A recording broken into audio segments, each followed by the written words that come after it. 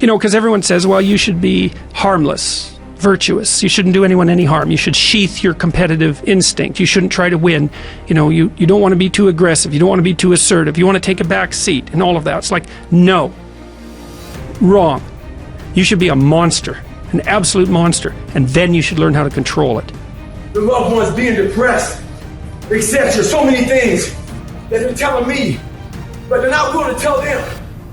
So we walk around all the time, allowing our family members, our loved ones, to be depressed, to be fat. So we rather see them having diabetes, having depressed mindsets so they can't find their best selves.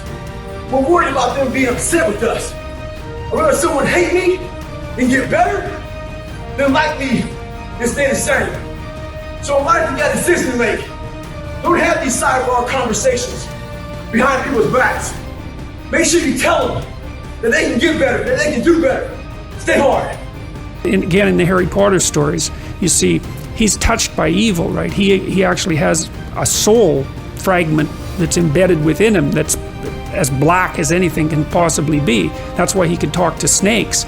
But without that, he wouldn't be able to have any victory. And that's exactly right psychologically. Unless you can think the way that an evil person thinks, then you're defenseless against them, because they'll go places you can't imagine and then they win. What do you do when people treat you like a doormat? Think about what a dog does. If it starts getting offended a little bit or starts getting problems, it like stands up a little bit. It's gonna growl. Now that's an indicator. So even a kid, even a child knows that a growling dog is a warning. Yeah. What else do dogs do? Dogs show their teeth. That's another warning, like, hey, that's another line in the sand. And barking, right? Because you have to bark. And I mean, a dog barks at you, and a dog barks at you, it's got your attention, it's growling at you. You know what's gonna happen next if you keep doing whatever it is you're doing, right? You need to back away from that dog.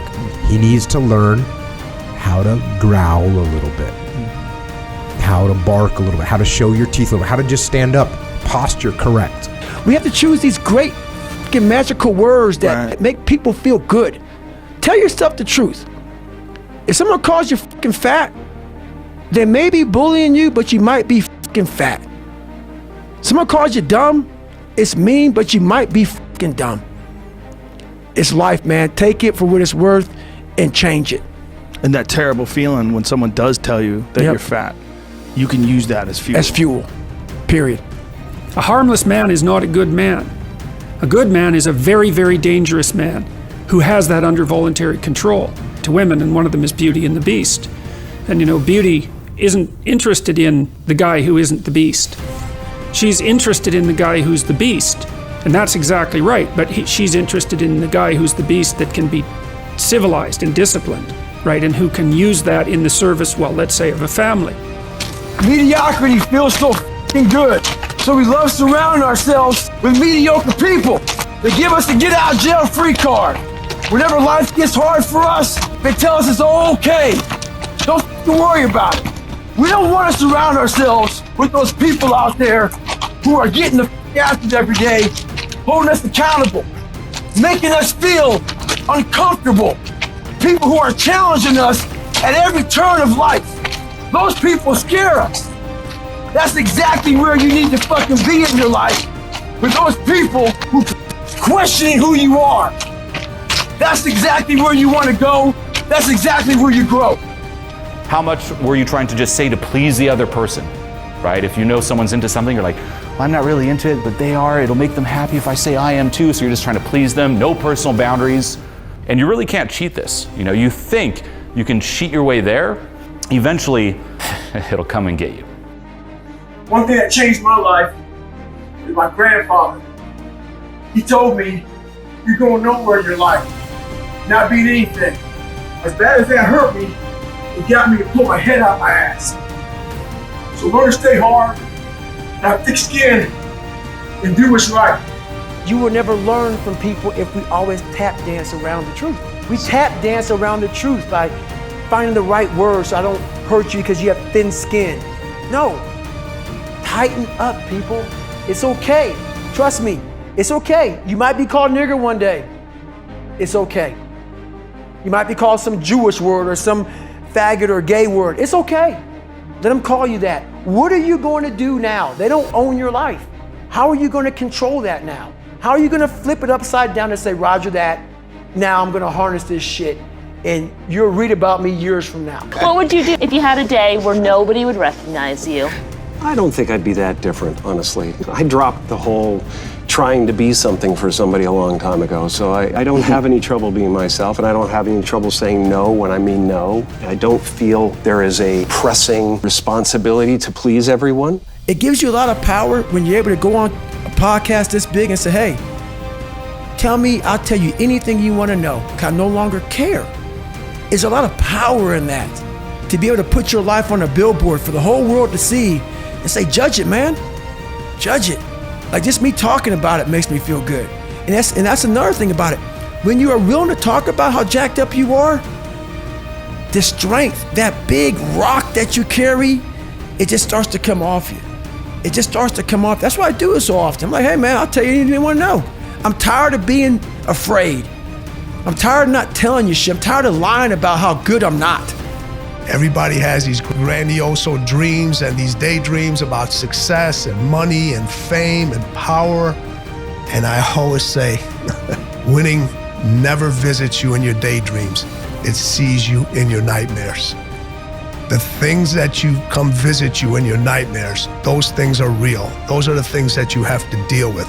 Those are the monsters underneath the bed. Those are the skeletons in the closet. Those are the things that you've put away. And some of the stuff that you've put away and you don't want to deal with is some of the best part of you. How many times have you heard this? People always say, always show up positive. Always bring your positivity. That means you only bring half of you. That means you're not accepting the other half. You got to bring the light. You got to bring the dark. You got to bring the good. You got to bring the bad. You have to have conversations with those skeletons in your closets. They know you better than you know yourself. In order to stand out, in order to fight, many times you have to become that monster. But most individuals, when they become that monster, they don't know how to control it. And they let the monster control them. And then once you recognize that part of that monster or all of that monster is you, that's when you can actually start fulfilling your dreams and living the life that you're meant to live. My circle's very small. So you don't want people in your corner that are like, oh, let me pat you on the back for whatever the f you do. I don't want people patting me on the fucking back because I fucking woke up in the morning. No. So you don't want that. You want people who are honest with you, who are gonna tell you what the fuck is honest. Honest and truthful people. So someone who's honest and truthful, who has lived and is accountable for their own personal life, that's who you want in your corner to say, hey man, you know what? You're pretty fucking dumb for doing this, dude. Like, this is not smart. You know, you're being a turd today. You're not getting after it. That's who you want in your corner. So you don't want a lot of people, hand-pick people to be in their corner who kiss their fucking ass. You don't want that. Well, if you're harmless, you're not virtuous. You're just harmless. You're like a rabbit. A rabbit isn't virtuous. Just can't do anything except get eaten. It's not virtuous. If you're a monster and you don't act monstrously, then you're virtuous. But you also have to be a monster. A lot of you aren't proud of who you are. You don't like the person you created. Do what I did. Start from scratch. Create somebody that you're proud of. Stay hard. In life, it's important for us to stay hungry. That hunger changes your mentality. You go from being domesticated to being a savage. You a student, I need you in lion mode. You a teacher, I need you in lion mode. You an entrepreneur, I need you in lion mode. You trying to lose weight, lion mode. You can't do nothing significant in gazelle mode, nothing. Nothing impressive happens in gazelle mode. When the eagle spreads its wings, it was built for high places. It was built to soar, to fly. It was built to withstand storms, so that when the storm comes and other birds run for shelter, the eagle runs into the storm and uses the storm to lift it up so that it can fly above the storm. You know you're an eagle when you ran into a storm that you thought was going to kill you, and instead of it killing you, it lifted you higher than you've ever been lifted before. It's a sure sign you're an eagle. Those who have swords and know how to use them, but keep them sheathed, will inherit the world.